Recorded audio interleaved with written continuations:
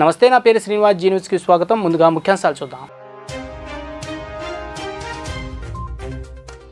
రాష్ట్రంలో విస్తారంగా వర్షాలు, పొంగి పొర్లుతున్న నదులు, వాగులు, వంకలు, జలమయమైన లోతట్టు ప్రాంతాల్లో పర్యటిస్తున్న ప్రజాప్రతినిధులు.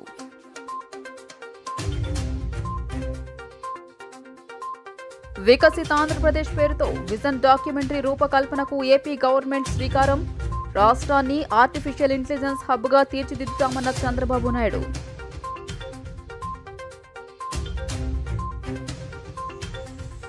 ఏపీలో అరాచక పాలన నడుస్తోందన్న మాజీ CM YS Jaganmohan Reddy.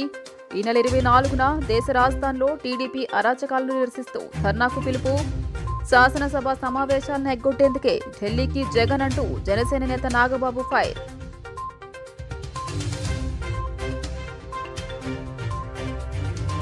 Cement పరిశ్రమల్లో ప్రమాద ఘటనలు, భద్రతా లోపాలపై న్యాయ విచారణ జరిపించాలంటూ సిపిఐ ప్రభుత్వాన్ని డిమాండ్. సిమెంట్ ఫ్యాక్టరీ ప్రమాద బాధితులకు న్యాయం సహా అల్ట్రాటెక్ రామ్కో సిమెంట్ కంపెనీ యజమానులపై తగు చర్యలు చేపట్టాలంటూ కలెక్టర్కు వినతి. వికసిత్ ఆంధ్రప్రదేశ్ పేరుతో విజన్ డాక్యుమెంట్ రూపకల్పనకు ఏపీ సర్కార్ శ్రీకారం చుట్టింది. వికసిత్ భారత్ తరహాలో భాగస్వామ్యులయ్యేలా 2047 విజన్ డాక్యుమెంట్ రూపొందించాలని సీఎం చంద్రబాబు అధికారులను ఆదేశించారు. ఢిల్లీ పర్యటనలో భాగంగా విజన్ డాక్యుమెంట్పై నీతి ఆయోగ్ వైస్ చైర్మన్తో 3 గంటల పాటు సుదీర్ఘంగా చర్చించారు. 2047 విజన్ డాక్యుమెంట్ రూపకల్పనపై నీతి ఆయోగ్ సీఈఓకు చంద్రబాబు సూచనలు చేశారు. నీతి ఆయోగ్ సీఈఓ సుబ్రహ్మణ్యంతో ఏపీ సీఎం చంద్రబాబు సమావేశంలో ఏపీ విజన్ డాక్యుమెంట్పై ప్రస్తావించారు. పేదరికం లేని సమాజం, జనాభా సమతుల్యతపై కసరత్తు చేసి ప్రణాళికలు రూపొందిస్తామని సీఎం చంద్రబాబు పేర్కొన్నారు. ఈ సందర్భంగా ఏపీ సీఎం చంద్రబాబు మాట్లాడుతూ అన్ని రంగాల్లో ఆర్టిఫిషియల్ ఇంటెలిజెన్స్ను అనుసంధానం చేస్తాం. ఏపీలో ఆర్టిఫిషియల్ ఇంటెలిజెన్స్ యూనివర్సిటీ ఏర్పాటుపై ఆలోచన చేస్తాం. రాష్ట్ర స్థాయి నుంచి కుటుంబ స్థాయి వరకు ప్రణాళికలు రూపొందిస్తున్నాం. వ్యవసాయ రంగంలో కొత్త ఆవిష్కరణలు తీసుకొస్తాం. 15% గ్రోత్ రేట్ సాధించడమే ఏపీ లక్ష్యం. అనుకున్న విధంగా గ్రోత్ రేట్ సాధిస్తే తలసరి ఆదాయం పెరుగుతోంది, పేదల జీవనం మెరుగుతవుతుంది. పేదరిక నిర్మూలనకు దిశగా విజన్ డాక్యుమెంట్ రూపకల్పన చేస్తున్నాం. సంపద సృష్టి పాలసీతో 2047 విజన్ డాక్యుమెంట్ ఉండాలి అని ఆయన తెలియజేశారు. ఆంధ్రప్రదేశ్ను పట్టిపీడిస్తున్న అన్యాయం, అరాచకాలపై దేశం దృష్టిని ఆకర్షించేందుకు వైఎస్ఆర్ కాంగ్రెస్ పార్టీ జూలై 24న న్యూఢిల్లీలో నిరసన కార్యక్రమం చేపట్టనుందని ఆ పార్టీ అధ్యక్షుడు, మాజీ ముఖ్యమంత్రి వైఎస్ జగన్ ప్రకటించారు. చంద్రబాబు నాయుడు నేతృత్వంలోని టీడీపీ ప్రభుత్వం అధికారంలోకి వచ్చిన 45 రోజుల్లో ఆంధ్రప్రదేశ్లో నెలకొన్న అన్యాయం, అరాచకాలపై దేశం దృష్టిని ఆకర్షించేందుకు జూలై 24న న్యూఢిల్లీలో శాంతియుత నిరసన కార్యక్రమం నిర్వహిస్తామని చెప్పారు. ఇందుకోసం ప్రధానమంత్రి నరేంద్ర మోదీ, కేంద్ర హోంమంత్రి అమిత్ షాతో కూడా అపాయింట్మెంట్ కోరారు. రాష్ట్రంలో కొత్త టీడీపీ ప్రభుత్వం ప్రజాస్వామ్యాన్ని కూనీ చేసేలా వ్యవహరిస్తుందని ఆరోపించారు. పల్నాడు జిల్లా వినుకొండ పట్టణంలో దారుణంగా హత్యకు గురైన వైఎస్ఆర్సీపీ యువజన విభాగం సభ్యుడు షేక్ రషీద్ కుటుంబ సభ్యులను ఆంధ్రప్రదేశ్ మాజీ ముఖ్యమంత్రి జగన్మోహన్ రెడ్డి నిన్న పరామర్శించారు. నిందితులు టీడీపీలో భాగమేనని వైఎస్ఆర్సీపీ ఆరోపించగా, నిందితులు, బాధితురాలు ఇద్దరూ వైఎస్ఆర్సీపీకి చెందినవారని టీడీపీ ఆరోపిస్తోంది. అయితే వ్యక్తిగత కక్షలే హత్యకు కారణమని పోలీసులు తెలియజేశారు.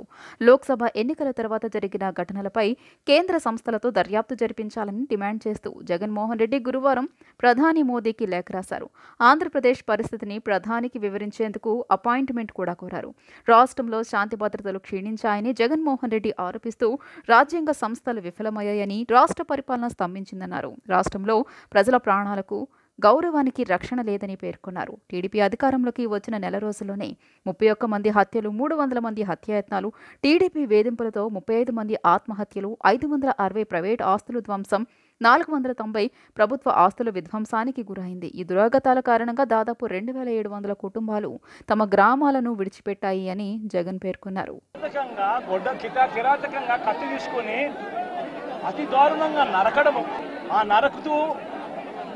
నరుకుతూ వైఎస్ఆర్ కాంగ్రెస్ పార్టీకి సంబంధించిన సానుభూతి పరులందరినీ కూడా ఈ మాదిరిగా మేము నరుకుతాము అని చెప్పి రాష్ట్ర వ్యాప్తంగా ఒక మెసేజ్ పంపించడం కోసం అతి కిరాతకంగా నడి రోడ్డు మీద ఒక వ్యక్తిని నరుకుతాం. ఎంతటి దారుణంగా ఉంది అంటే పోలీసు వ్యవస్థ వీళ్ళదే. ఇదే ఈనాడు, ఇదే ఆంధ్రజ్యోతి, ఇదే టీవీ5 వీళ్ళందరూ కూడా పత్రికల ముసుగులో వీళ్ళు కూడా ఏ స్థాయికి దిగజారిపోయారో ఒక్కసారి గమనించమని అడుగుతా ఉన్నా. ఆ మోటార్ బైక్ ఎవరిది అని అంటే ఆ మోటార్ బైక్ జిలాంది కాదు, ఆ మోటార్ బైక్ ఆసిఫ్ అనే వైఎస్ఆర్సీపీకి సంబంధించిన వ్యక్తిది. ఆ వైఎస్ఆర్సీపీకి సంబంధించిన వ్యక్తి crime number 10/2024 dated 17/1/2024 Asif YSRCP activist filed a case against TDP ex-chairman Shamim, TDP state secretary Ayub Khan, town TDP president and others who burnt his motorcycle and caused head injury to Asif. Uttiya Jilan ane oka vyakti meedane case petti వదిలేయడం ఏమిటి? ఈ photo ఏమిటి? ఈ photo కనపడడం లేదా? సాక్షాత్తు స్థానిక MLA భార్యకు కేక్ తినిపిస్తా ఉన్నాడు ఈ చంపిన వ్యక్తి జిలాన్ అనే వ్యక్తి. అంటే వీళ్ళ మధ్య సంబంధాలు ఎంత బలంగా ఉన్నాయి అని చెప్పడానికి ఇంతకన్నా నిదర్శనాలు కావాలన్నా?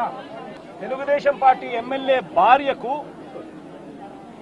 కేక్ తినిపిస్తా ఉన్నాడు. లోకేష్ పుట్టినరోజు నాడున వీళ్ళు కేక్ కట్ చేయడము, ఆ కేక్ మళ్ళీ ఈ జిలాన్ అనే వ్యక్తి ఎమ్మెల్యే భార్య కేక్ తినిపించడం. మరి ఇంత దారుణమైన ఇంత సత్సంబంధాలు కలిగిన వీళ్ళు ఇది ఎమ్మెల్యేతో ఫోటో. జూలై 22వ తేదీ నుంచి ఆంధ్రప్రదేశ్ రాష్ట్ర శాసనసభ సమావేశాలు జరగనున్నాయి. ఈ సందర్భంగా ఎటువంటి అవాంఛనీయ సంఘటనలకు ఆస్కారం లేకుండా పటిష్టమైన బందోబస్తు ఏర్పాట్లు చేయాలని శాసన మండలి చైర్మన్ కె మోజేష్ రాజును, శాసన సభాపతి చింతకాయల అయ్యన్న పాత్రుడును పోలీస్ శాఖ అధికారులను ఆదేశించారు. రానున్న అసెంబ్లీ సమావేశాల దృష్ట్యా చేపట్టాల్సిన బందోబస్తు ఏర్పాట్లపై శుక్రవారం అసెంబ్లీ భవనంలో పోలీస్ శాఖ అధికారులతో సమావేశమై చర్చించారు. ఈ సందర్భంగా రాష్ట్ర శాసన మండలి అధ్యక్షులు కొయ్యే మోషన్ రాజు మాట్లాడుతూ ఈసారి అసెంబ్లీ సమావేశాలకు 88 మంది కొత్తగా ఎన్నికైన శాసనసభ్యులు, కొంతమంది శాసన మండలి సభ్యులు హాజరు కానున్నట్లు తెలిపారు. ఈ నేపథ్యంలో ఆయా సభ్యులను సక్రమంగా గుర్తించేందుకు తగు చర్యలు తీసుకోవాలని సూచించారు. అసెంబ్లీ ప్రాంగణం అత్యంత ముఖ్యమైన సెక్యూరిటీ జోన్ అని, ఎవరు పడితే వారు లోనికి ప్రవేశించకుండా శాంతి భద్రతలకు విఘాతం కలగని రీతిలో కట్టుదిట్టమైన బందోబస్తు ఏర్పాట్లు చేయాలని పోలీసు ఉన్నతాధికారులను ఆదేశించారు. ముఖ్యంగా అసెంబ్లీ ప్రాంగణంలోని అన్ని సీసీ కెమెరాలు సక్రమంగా పనిచేసేలా చూసుకోవాలన్నారు. వచ్చే అసెంబ్లీ సమావేశాలు సజావుగా జరిగేందుకు వీలుగా విస్తృత బందోబస్తు ఏర్పాటు చేయాలని శాసనమండలి అధ్యక్షులు కె మోషన్ రాజు ఆదేశించారు. శాసన సభాపతి చింతకాయల అయ్యన్న పాత్రుడు మాట్లాడుతూ ఈ నెల 22వ తేదీ నుంచి 5 రోజుల పాటు అసెంబ్లీ సమావేశాలు జరిగే అవకాశం ఉందని తెలిపారు. సమావేశాలు ప్రశాంతంగా సజావుగా జరిగేందుకు వీలుగా విస్తృతమైన బందోబస్తు ఏర్పాట్లు చేయాలని పోలీసు ఉన్నతాధికారులను ఆదేశించారు. గతంలో అసెంబ్లీ సమావేశాల సమయంలో గ్యాలరీల్లో ప్లకార్డులతో కొంతమంది ప్రవేశించిన సంఘటనలు చూశామని, అలాంటి సంఘటనలు పునరావృతం కాకుండా కట్టుదిట్టమైన చర్యలు తీసుకోవాలని సూచించారు. అసెంబ్లీ గ్యాలరీలోకి ప్రవేశించే వారిని పూర్తిగా తనిఖీ చేశాకే అనుమతించాలని స్పష్టం చేశారు. అంతేకాక గుర్తింపు కార్డు ఉన్న వారిని మాత్రమే అసెంబ్లీ ప్రాంగణంలోకి అనుమతించాలన్నారు. ఈసారి అసెంబ్లీ సమావేశాలకు 88 మంది కొత్తగా ఎన్నికైన శాసనసభ్యులు, 9 మంది శాసన మండలి సభ్యులు రానున్నారని, వారిని గుర్తించేందుకు అసెంబ్లీ సిబ్బందిని ప్రవేశ ద్వారాల వద్ద ప్రత్యేకంగా నియమించాలని శాసన సభాపతి అయ్యన్న పాత్రుడు ఆదేశించారు. బందోబస్తు నిర్వహించే పోలీస్ సిబ్బందికి, మీడియాకు తగిన సౌకర్యాలు కల్పించాలని సూచించారు. భద్రతా విషయంలో ఏమాత్రం రాజీ పడొద్దని స్పష్టం చేశారు. దుర్గమ్మ సన్నిధిలో ఆషాఢమాస సారె మహోత్సవాలు ఘనంగా కొనసాగుతున్నాయి. ఈ క్రమంలో విజయవాడ సెంట్రల్ నియోజకవర్గం శాంతినగర్ నుండి ట్రాన్స్జెండర్స్ ఊరేగింపుగా బయలుదేరి అమ్మవారికి సారె సమర్పించారు. ఈ సందర్భంగా వారు మాట్లాడుతూ జగన్మాత దీవెనలతో ప్రజలందరూ సుఖ సంతోషాలతో ఉండాలని ఆకాంక్షను వ్యక్తం చేశారు.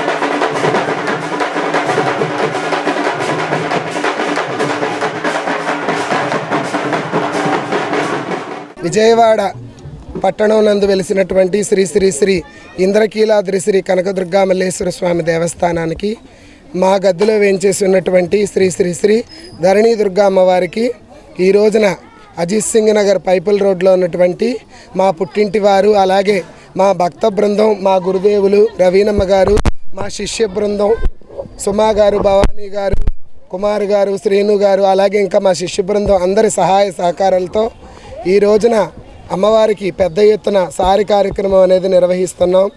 ఈ కార్యక్రమంలో భాగంగా అమ్మవారికి లోక ప్రజలందరూ కూడా రోగాలు రొప్పులు లేకోకుండా, వర్షాలు బాగా పడి పంటలు బాగా పండి అందరూ కూడా సుభిక్షంగా ఉండాలి, దేశ ప్రజలందరూ కూడా సుభిక్షంగా ఉండాలని చెప్పి ఆయురారోగ్యాలతో ఉండాలని మనస్ఫూర్తిగా ఆషాఢ మాసం పుట్టింటి పసుపు కుంకాలు, బోనాలు సమర్పణ, ఆషాఢ మాసం సారి అనేది ఇస్తున్నామండి.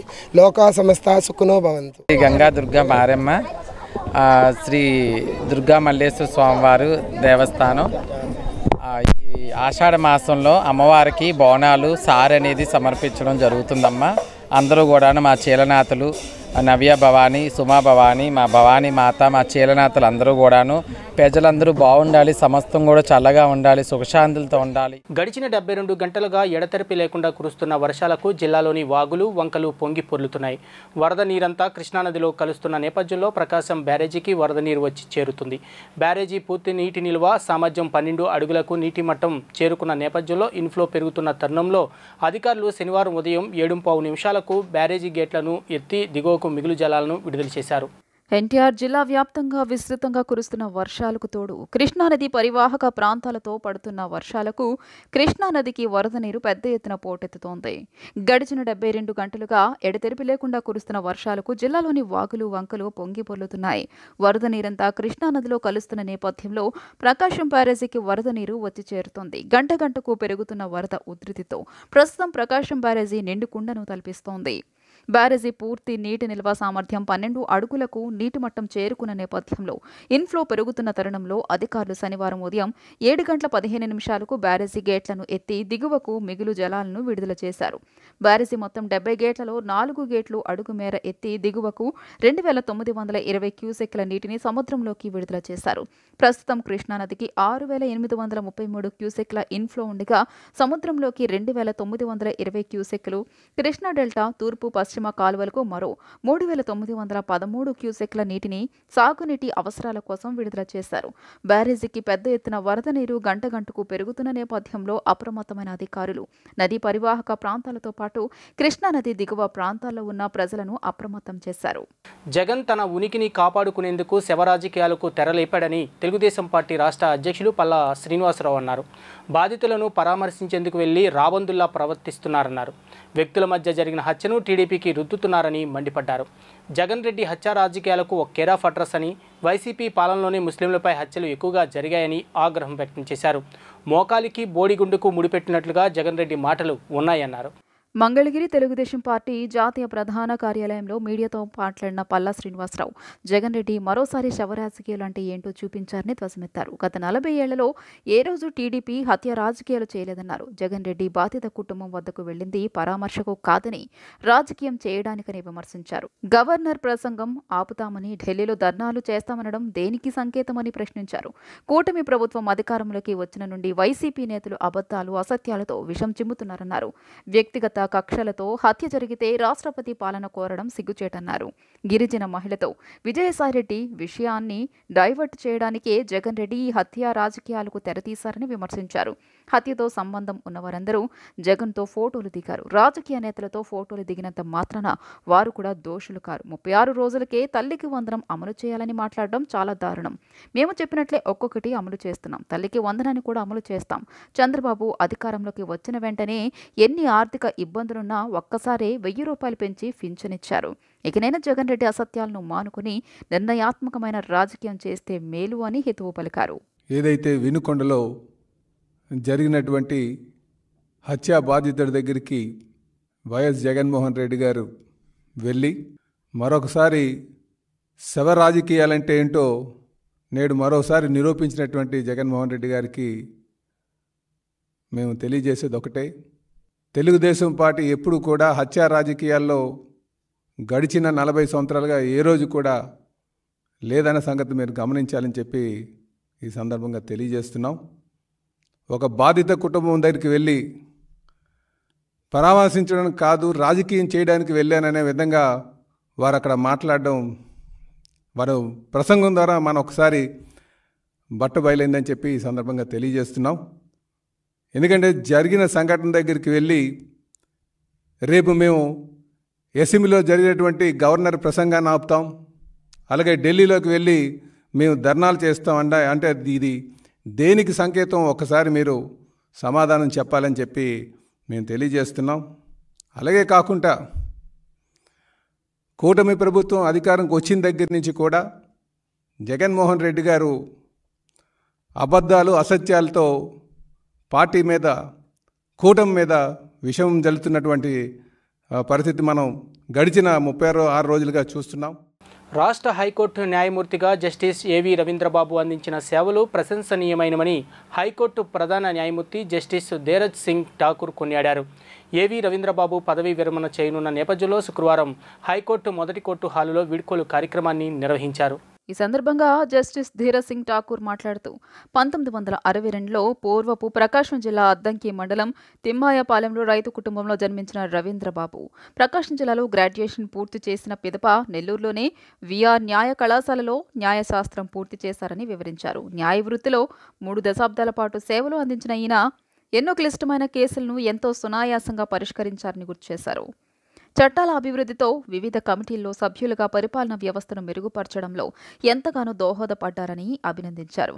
జస్టిస్ ఏవి రవీంద్రబాబు మాట్లాడుతూ న్యాయమూర్తిగా తన ప్రస్థానంలో సహాయ సహకారాలు అందించిన ప్రస్తుత ప్రధాన న్యాయమూర్తితో పాటు పూర్వపు ప్రధాన న్యాయమూర్తులు, న్యాయవాదులు, తన పేషి అధికారులు, సిబ్బంది ప్రతి ఒక్కరికి ధన్యవాదాలు తెలియజేశారు. ఈ హైకోర్టుతో నా బంధం 2021 జనవరి నుంచి ప్రారంభమై అతి తక్కువ సమయంలోనే ముగుస్తుందనే విషయం ఏమాత్రం ప్రధానం కాదన్నారు. Advocate general Dammalapati Srinivas, high court bar association అధ్యక్షులు K Chidambaram, AP high court bar council అధ్యక్షులు ఎన్ ద్వారకానాథ్ రెడ్డి తదితరులు మాట్లాడుతూ రవీంద్రబాబు న్యాయ వ్యవస్థకు మంచి సేవలు అందించారని కొనియాడారు.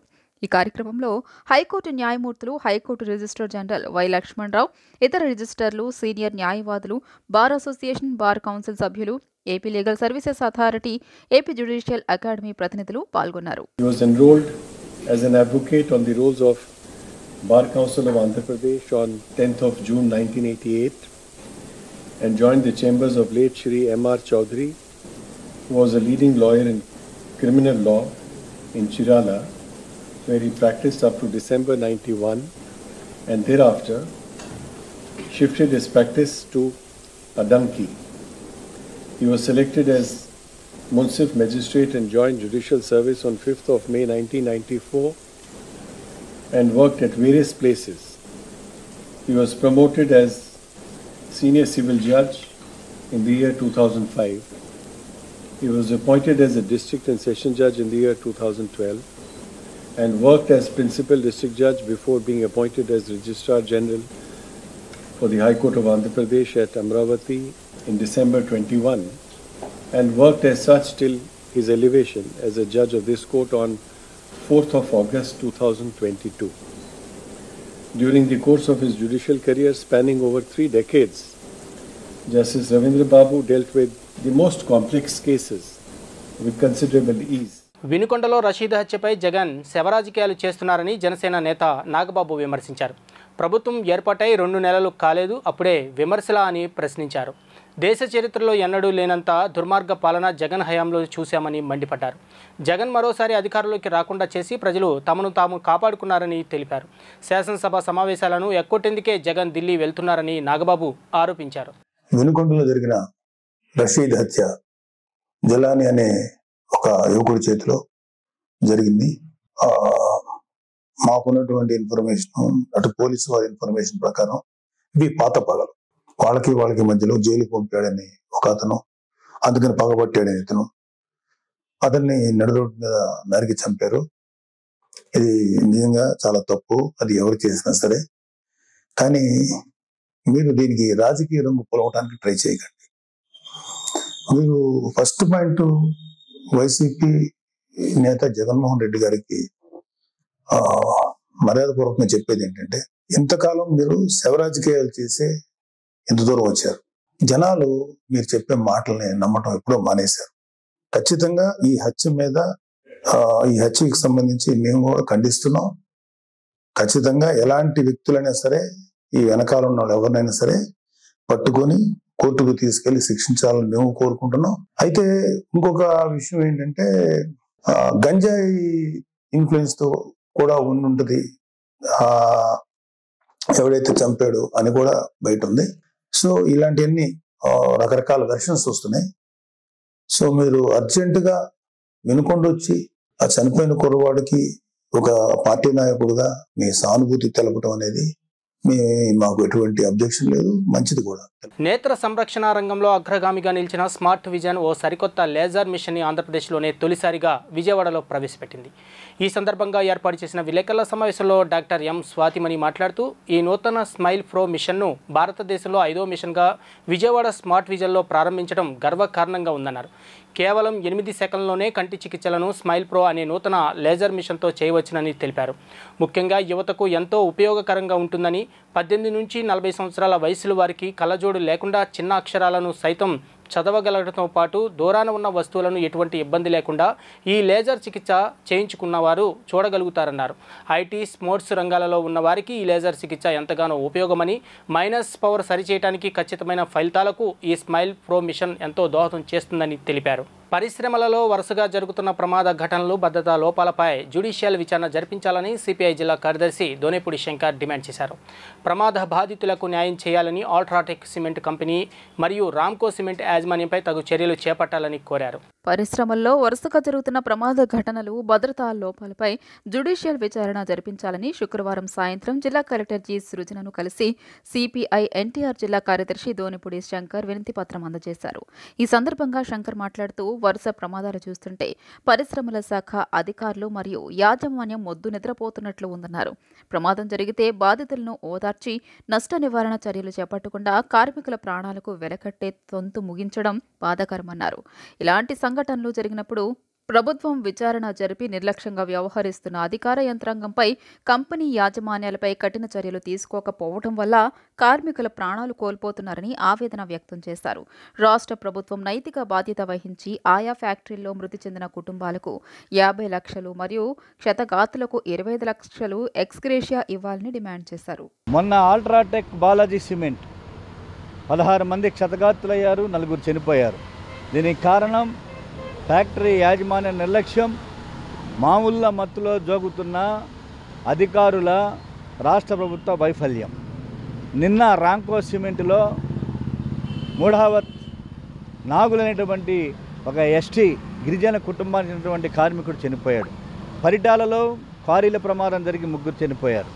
అలాగే వీటీపీఎస్లో ఒళ్ళుగాలి ఆసుపత్రిలో చికిత్స పొందినటువంటి పరిస్థితి. అనకాపల్లి వసంత కెమికల్స్లో ప్రమాదం జరిగి ఒక కార్మికుడు చనిపోయాడు. కాబట్టి రాష్ట్రంలో వరుస వెంబడి ప్రమాదాలు జరుగుతుంటే ఫ్యాక్టరీల యాజమాన్యం కానీ, సేఫ్టీ మెథడ్స్ కానీ, పర్యావరణం కానీ, అలాగే ముఖ్యంగా cement factories inspector of boilers inspections కానీ, తరచు పర్యవేక్షణలు కానీ కొరవనటువంటి నేపథ్యంలో ఇవాళ మృత్యుకుహరాలుగా మారుతున్నటువంటి పరిస్థితి. కేవలం ఇవాళ అధికార యంత్రాంగం కానీ, ప్రభుత్వ యంత్రాంగం కానీ చావులకు వెలకట్టి తూతూ మంత్రంగా దాన్ని ఒక బేరసారాలు సాగిస్తున్నటువంటి పరిస్థితిని తప్పనిచ్చి ఆ సంఘటన జరగకుండా, భవిష్యత్తులో ఇటువంటి ఘటన జరగకుండా యాజమాన్యం మీద కఠిన శిక్ష, దాని కారకులైనటువంటి వారి మీద శిక్షించాల్సినటువంటి బాధ్యత ప్రభుత్వానిపై ఉన్నది. ముఖ్యంగా క్షతగాతులైనటువంటి వాళ్ళకి రాష్ట్ర ప్రభుత్వం 25 లక్షలు ఇవ్వాలని చెప్పి, చనిపోయిన వాళ్ళకు కూడా ప్రభుత్వం నైతిక బాధ్యత వహించి, ఫ్యాక్టరీ యాజమాన్యం అల్ట్రాటెక్స్ బాలాజీ సిమెంట్స్ 50 లక్షలు ఇచ్చింది, కానీ ప్రభుత్వం కూడా నైతిక బాధ్యత వహించి మరొక 50 లక్షల రూపాయలు కాంపెన్సేషన్ చెల్లించాలని చెప్పి కోరుతున్నాము. అలాగే ఈ ఘటనలపైన నిజ నిర్ధారణ కమిటీ లాగా ఒక వెంటనే తక్షణమే ఈ కమిటీ కమిటీ వేయాలని చెప్పేసి కూడా డిమాండ్ చేస్తున్నాం. కొత్త ప్రభుత్వం వచ్చిన తర్వాత వరుసలో ప్రధానంగా కార్మికులు 16 మంది చనిపోయారు. ఇప్పటికే వివిధ ప్రాంతాల్లో, విశాఖపట్నంలో, విజయవాడలో, జగ్గయ్యపేటలో, మరి కొన్ని ప్రాంతాల్లో ఇవన్నీ కూడా ప్రభుత్వం నిర్లక్ష్యం, అదేవిధంగా యాజమాన్యాల నిర్లక్ష్యం వల్ల జరిగినటువంటి పరిణామాలు. ఈ ప్రభుత్వం సరైనటువంటి చర్యలు తీసుకోకపోవటం వల్ల, యాజమాన్యాలు నిమ్మకు నీరెత్తి ఉండటం వల్ల ప్రాణాలు బలిగొనాల్సినటువంటి పరిస్థితులు వస్తున్నాయి. అందుకని ఇప్పుడు తక్షణమే దీనిపైన ఎంక్వైరీలు చేసి ఎందుకు ఈ విధమైనటువంటి పరిణామాలు జరుగుతున్నాయి, ఈ యొక్క దుస్సంఘటనలు జరగకుండా తీసుకోవాల్సినటువంటి జాగ్రత్తల గురించి కానీ, అదేవిధంగా అధికారులు తీసుకోవాల్సినటువంటి జాగ్రత్తల గురించి చర్యలు తీసుకోవాలి. అందుకని మొదట బిగినింగ్లోని ప్రభుత్వం ఈ జరిగినటువంటి అన్నిటిపైన జ్యుడిషియల్ ఎంక్వైరీ జరిపి కార్మికులకు న్యాయమైనటువంటి సమస్య పరిష్కారం చేయాలి. చనిపోయిన ప్రతి కార్మికుడికి ఏ దుస్సంఘటనలో జరిగినా కూడా ₹1 కోటి ఇవ్వాల్సినటువంటి బాధ్యత రాష్ట్ర ప్రభుత్వం పైన ఉంది. ఎందుకంటే గతంలో విశాఖపట్నంలో జరిగినటువంటి సంఘటనలో జగన్ ప్రభుత్వం ₹1 కోటి పైన మరి కాంపెన్సేషన్ ఇచ్చినటువంటి చరిత్ర ఉంది. కాబట్టి ప్రభుత్వం తక్షణ చర్యలు తీసుకొని ఇటువంటి దుస్సంఘటనలు జరగకుండా తీసుకోవాలని కోరుతా ఉన్నాం. బంగాళాఖాతంలో ఏర్పడ్డ అల్పపీడనం ప్రభావంతో రాష్ట్రంలో వర్షాలు విస్తారంగా కురుస్తున్నాయి. దీంతో లోతట్టు ప్రాంత వాసులు జల దిగ్బంధంలో చిక్కుకున్నారు. గోదావరి జిల్లాలో ఓ మోస్తరు నుంచి భారీ వర్షాలు ఎడతెరిపి లేకుండా వర్షాలు కురుస్తున్నాయి. ఈ నేపథ్యంలో జనసేన ఎమ్మెల్యేలు తమ నియోజకవర్గ పరిధిలోని లోతట్టు ప్రాంతాల్లో పర్యటించి ప్రజలకు కావాల్సిన కనీస సౌకర్యాలు అందజేస్తున్నారు.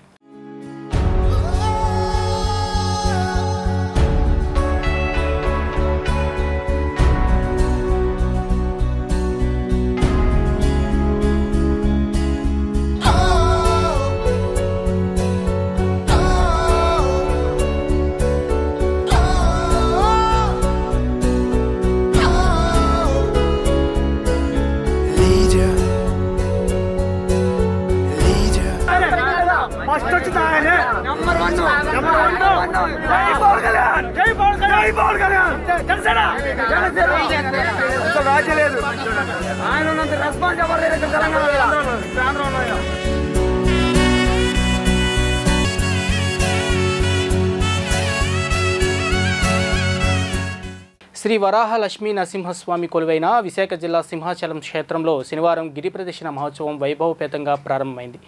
ఏటా ఆషాఢ పౌర్ణమిని పురస్కరించుకొని చతుర్దశి నాడు లక్షల మంది భక్తులు సింహాచల పుణ్యక్షేత్రానికి వస్తారు. ఈ క్రమంలో శనివారం సాయంత్రం 4 గంటలకు కొండ దిగువన తొలి పావంచ వద్ద నుంచి అప్పన్నస్వామి పుష్పరథం గిరి ప్రదక్షిణకు బయలుదేరింది. పౌర్ణమి సందర్భంగా ఆదివారం వేకువజామున సింహాద్రి నాథునికి తుది విడత చందన సమర్పణ చేస్తారు. జీ న్యూస్ ముగించే ముందు ముఖ్యాంశాలు మరోసారి చూద్దాం. రాష్ట్రంలో విస్తారంగా వర్షాలు, పొంగి పొర్లుతున్న నదులు, వాగులు, వంకలు, జలమయమైన లోతట్టు ప్రాంతాల్లో పర్యటిస్తున్న ప్రజాప్రతినిధులు.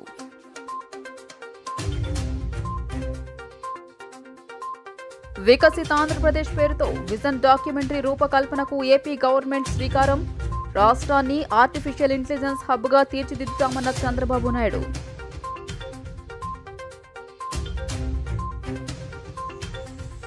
ఏపీలో అరాచక పాలన నడుస్తోందన్న మాజీ సీఎం వైఎస్ జగన్మోహన్ రెడ్డి. ఈ నెల 24న దేశ రాజధానిలో టీడీపీ అరాచకాలను నిరసిస్తూ ధర్నాకు పిలుపు. శాసనసభ సమావేశాలను ఎగ్గొట్టేందుకే ఢిల్లీకి జగన్ అంటూ జనసేన నేత నాగబాబు ఫైర్.